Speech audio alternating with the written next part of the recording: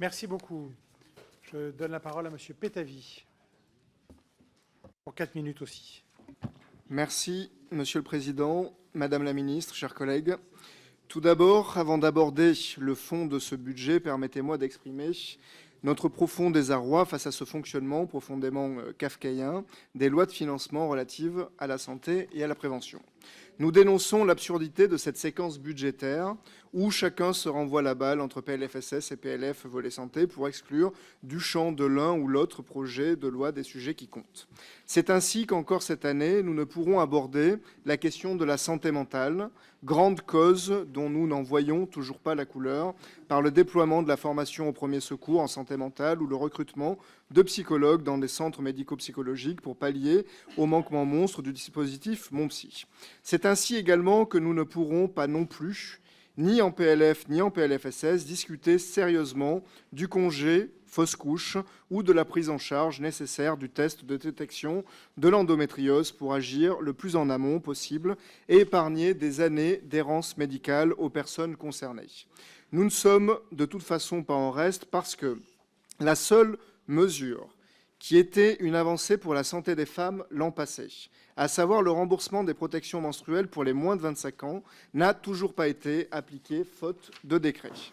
Sur le fond, concernant le volet santé du PLF, l'effort budgétaire relevé pour renforcer les CPTS et les centres de santé pluriprofessionnels ne parvient cependant pas à cacher la baisse inédite de crédits dédiés au programme de prévention.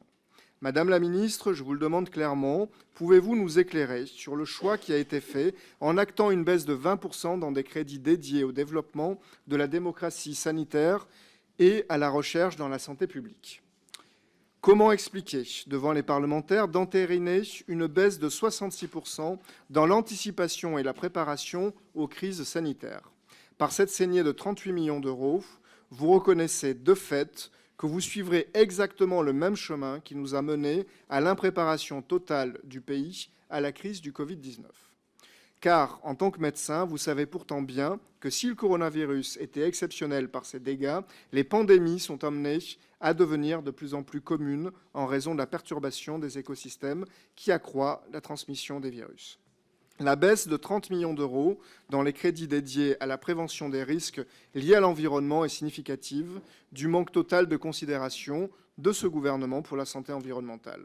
La pollution de l'air, à elle seule, est responsable d'environ 48 000 décès prématurés chaque année et l'explosion de pesticides provoque 20 000 cancers annuels. La chlordécone, interdit pourtant depuis plus de 30 ans, continue toujours d'empoisonner la population dans les Antilles. Nous apprenions enfin, il y a quelques jours, l'existence d'un risque de contamination généralisée au mercure dans les boîtes de thon.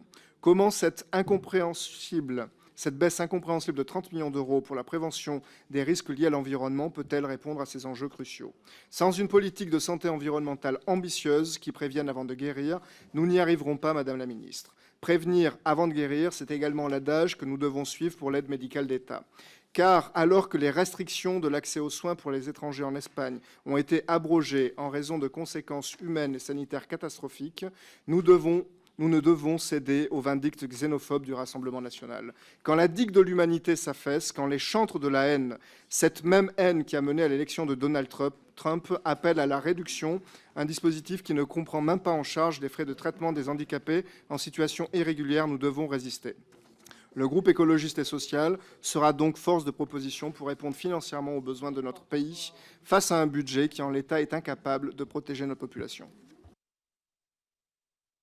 Merci beaucoup. Il nous reste, avant d'aller vers l'hémicycle,